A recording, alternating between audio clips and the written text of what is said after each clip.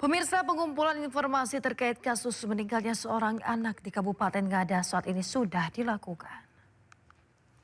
Bersumber dari media sosial, anggota DPR RI Komisi 13 diinformasikan laporan hasil asesmen dari pemerintah Kabupaten Ngada sudah dikumpulkan. Dari pengumpulan informasi didapatkan fakta dan data mengenai korban dan juga keluarga korban. Disoroti bahwa kasus ini tak terlepas dari persoalan kemiskinan mendasar yang diperparah oleh data yang tidak akurat dan tidak terintegrasi. Dari hasil pengumpulan data, diketahui suami ibu korban merantau ke Kalimantan sejak 10 tahun lalu dan tidak pernah memberikan nafkah. Sehari-hari ibu korban bekerja sebagai buruh tani dan juga pekerja serabutan dengan penghasilan 50.000 hingga dalam 1 minggu bekerja hanya 1 hingga 2 hari.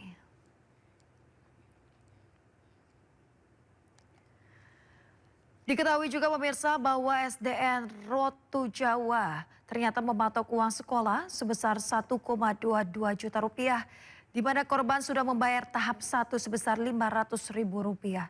Sisa yang harus dibayar tahap 2 adalah 720.000 rupiah. Alasannya, karena pada bulan Mei 2026, SDN Rotu Jawa menjadi tuan rumah pelaksanaan kegiatan Hardiknas.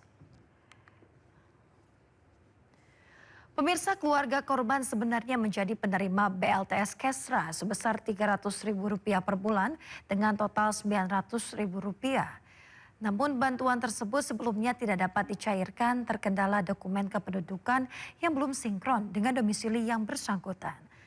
Pasca peristiwa saat ini proses dokumen pengajuan bantuan sosial sudah selesai dibantu oleh pemerintah daerah. Pemirsa, polemik kematian seorang siswa sekolah dasar di Ngada, Nusa Tenggara Timur terus bergulir. Diduga kematian karena tidak bisa membeli buku dan pena hingga kebijakan uang komite yang belum dilunasi mencapai 1,2 juta rupiah. Terkait hal itu, Bupati Ngada angkat bicara dan menyatakan kebijakan sekolah ini bertabrakan dengan Permendikbud.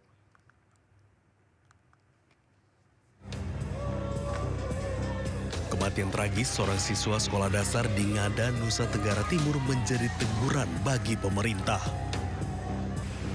Namun masih menjadi polemik penyebab utama kematian korban dari kemiskinan hingga tidak bisa membeli buku dan pena serta pungutan uang komite mencapai 1,2 juta rupiah yang belum bisa dilunasi korban.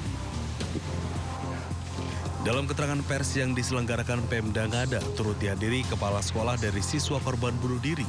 Bupati Ngada, Raimundus Bena mengakui adanya uang komite berdasarkan kesepakatan para orang tua sebesar 500.000. Namun ada kenaikan tahun ini sebesar 1,2 juta rupiah karena akan berlangsung kegiatan O2SN di sekolah korban. Bupati mengakui kebijakan sekolah ini bertabrakan dengan Permendikbud. Ada kebijakan di tingkat bawahan, ya, kesepakatan antara komite dan sekolah karena di tahun ini ada kegiatan O2SN tingkat kecamatan Jelibu yang dilaksanakan di sekolah tersebut. Ya. Nah, ini memang sesungguhnya bertabrakan dengan Permendikbud sebenarnya ya. Di sekolah negeri arahan dari Permendikbud itu khusus untuk sekolah negeri Pendidikan Pos tidak boleh ada pungutan di tingkat bawah. Sedangkan menurut Kepala Dinas Pendidikan setempat Elwatu Ngada menyatakan iuran tersebut bukanlah pungutan namun semacam sumbangan kesepakatan sekolah dan orang tua siswa.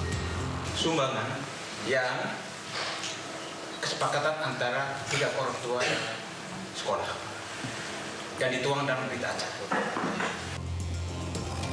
Peristiwa ini bukan semata kisah duka satu keluarga, melainkan cermin kegagalan ketika kemiskinan, keterbatasan, dan kesepian emosional dibiarkan tumbuh tanpa penyangga.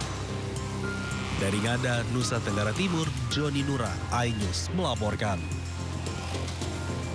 Pemirsa, data kacau sistem rapuh negara pun gagal membaca kemiskinan nyata. Sekolah negeri menarik pungutan 1,2 juta jelas menjadi beban bagi keluarga yang tak punya. Kita bahas lebih dalam bersama Kepala Dinas Pendidikan dan Kebudayaan Provinsi NTT, Ambrosius Kodo dalam program Situ Prime yang dipandu rekan Yudi Handoyo berikut ini.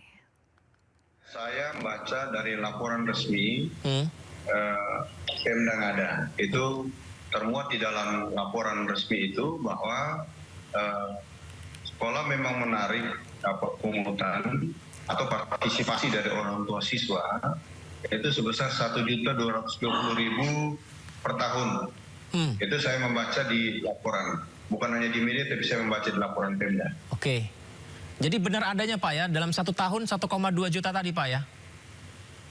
Ya, kalau sesuai laporan resmi dari Pemda berarti itu betul. Investigasi oleh Pemda, saya kira itu betul. Nah, itu apakah dibenarkan Pak kalau sekolah tersebut memungut uang kepada siswa demikian? Meskipun alasannya ini sudah kesepakatan antara sekolah dan orang tua siswa, Pak Ambrus.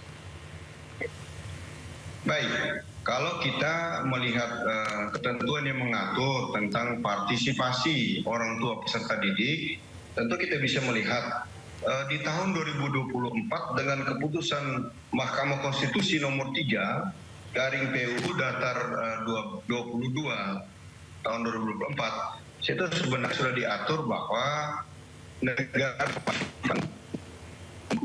dasar 9 tahun di SD,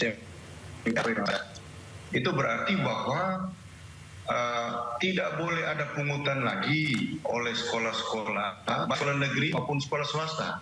Nah ini di sekolah negeri, itu kita lihat dari yang pertama. Kemudian yang kedua, kita lihat dari Impres nomor 8 tahun 2025, pelaksanaan pengentasan kemiskinan dan penghapusan kemiskinan ekstrim. Jelas pada strategi utama yang pertama adalah pengurangan beban pengeluaran masyarakat miskin. Nah itu berarti bahwa sebetulnya rakyat miskin tidak boleh dikenakan pungutan apapun, apalagi adalah pengenalan untuk mencerdaskan kehidupan bangsa. Sehingga sebenarnya tidak perlu ada pungutan. Kemudian yang berikut, untuk operasional sekolah. Negara sudah mengalokasi bantuan operasional satuan pendidikan, baik dari tingkat dasar maupun sampai dengan tingkat menengah. Sehingga keadaan ini atau dasar hukum dan kebijakan negara ini sebenarnya sudah sangat jelas bahwa untuk sekolah-sekolah negeri itu tidak perlu ada pungutan-pungutan yang membebankan orang tua siswa. Sebagai misal di pemerintah provinsi, kami sudah mengatur untuk level pendidikan menengah dengan peraturan Gubernur nomor 53 tahun 2025. Di sana kami mengatur, kalaupun memang ada pungutan terhadap peserta didik melalui orang tua peserta didik, itu diatur maksimal 100.000, tetapi itu untuk penghasilan orang tua di atas 5 juta. Kemudian di bawah 5 juta itu kan diatur dengan kategori-kategori, bahkan sampai dengan orang tua miskin itu bisa ditunjukkan bukti keluarga miskin, itu harus dibebaskan daripada pungutan-pungutan itu. Kalau demikian, sekolah mengumpulkan orang tua murid secara berkala memberikan informasi kebutuhan tentang sekolahnya begitu, entah untuk operasional sekolah, honor guru, dan dalam rapat sekolah tersebut menyatakan Bapak Ibu orang tua murid semuanya setuju ya kalau kita mempunyai anggaran segini untuk dibantu, itu tetap tidak boleh Pak Ambrus?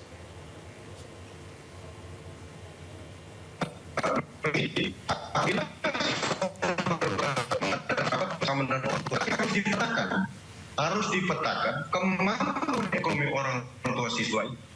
Sehingga ada yang keluarga miskin itu sebenarnya memang tidak boleh dibebankan pungutan. Karena untuk hidup saja negara harus bantu dia melalui PKH.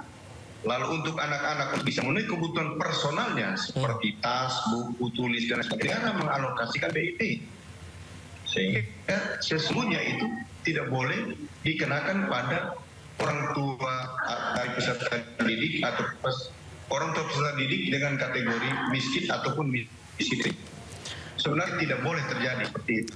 Ada satu lagi Pak Ambrus yang saya baca di media online ya Pak, saya sebutkan saja, Time X Kupang Fajar Ko ID, ini bilang bahwa pihak sekolah, ini saya membaca ini jadi dugaannya, menerapkan kebijakan sanksi denda Rp5.000 bagi siswa yang alpa atau siswa yang tidak masuk. Apakah itu Pak Ambrus sudah dapat informasinya Pak? Dan apakah itu dibenarkan juga? Saya juga membaca itu dari media. Ya. Dan terhadap kebijakan-kebijakan itu, prinsipnya terhadap keluarga miskin tidak boleh ada pungutan apapun. Apalagi anak itu sekolah di sekolah negeri.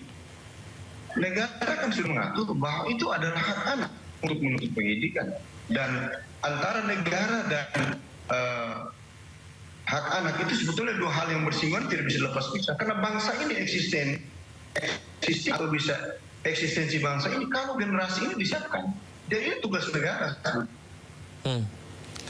Berarti ketika di lapangannya bahkan sudah asesmennya dihasilkan dari pejabat setempat, artinya ini kan sudah ditemukan ya Pak, ada pelanggaran di sana. Langkahnya apa Pak Ambrus kepada yang bersangkutan, kepada sekolah tersebut Pak Ambrus? Yang pasti langkahnya adalah secara terstruktur, Bapak Gubernur sebagai wakil pemerintah pusat di daerah tentu akan menindaklanjuti kepada bupati setempat, dan bupati tentu akan melakukan langkah penegakan aturan terhadap perangkat-perangkat yang ada di kewenangan bupati. Demikian. Apakah Pak Ambrus, ini kan akhirnya masyarakat bertanya-tanya begitu ya, ini kan yang mungkin kita tidak bisa deteksi ketika peristiwa ini.